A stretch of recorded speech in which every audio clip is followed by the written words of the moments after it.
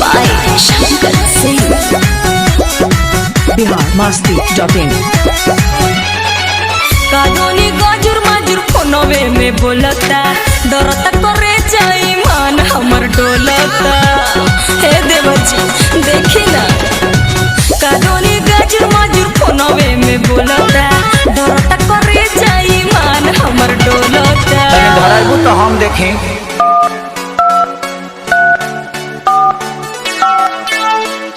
बिना तामते धर से भरी नत नितली भैंस दुही त सैनिटाइजर लगाते दुही बिना दाबी लगाते धर से भरी मत नितनी थोथुन मत न तो उठा ले जाई जब भी धराई तब लागे दादा हॉस्पिटल में धइले बे।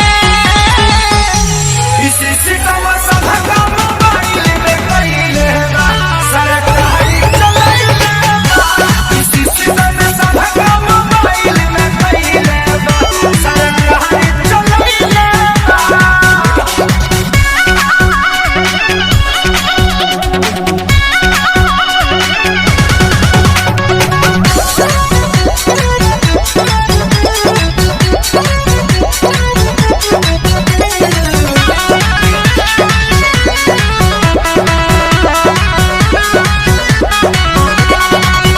पहिले बताई त नदिया के बेटा हमके मरद से मिले न देता।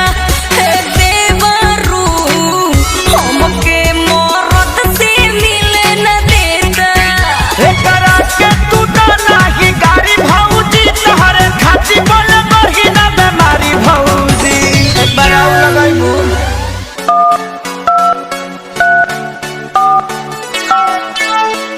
कोविड-19 से बचे के लिए आहा सब घरे में रहो सरकार का निर्देश का पालन करो दिन में भर दिन साबुन सरफ से हाथ धो गरम गरम पानी पियो और हाथ में सैनिटाइजर लगाओ। सटे न देता के होके लगे सबके जहु आइले बा। इसी सितम सब काम मोबाइल में कइले बा सरकारी चलाइले बा।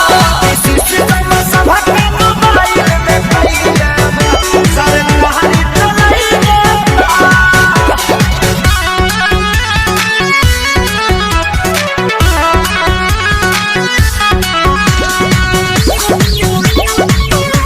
biharmasti.in. सैया पवन से मिलती मन करे मोरा इहे बनल बाटे रोड़ा। ए देवर जी इहे बनल बाटे रोड़ा। कहतानी जनरेशन कर थोड़ा भौजी भैया आ जाई है धाली हमरा भौजी। लास्ट करौ लगाओ तो উড়ি বাবা কোভিড-19 থাকে বাঁচা জনে নিজে বাড়ির থাকুন না হলে গন্ডগোল হয়ে যাবে নিজেকে সাফ রাখুন এইখানে বিনা কামকে না আসবো নাই তো পুলিশ ধাসবো থথুন মত না তো উঠালে দেয়। एही से लागे कनक सरिया पवन गइले बा।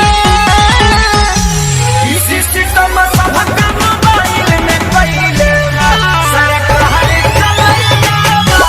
इसी सितम सब काम मोबाइल में कइले बा सरकारी चलाइले बा। biharmasti.in.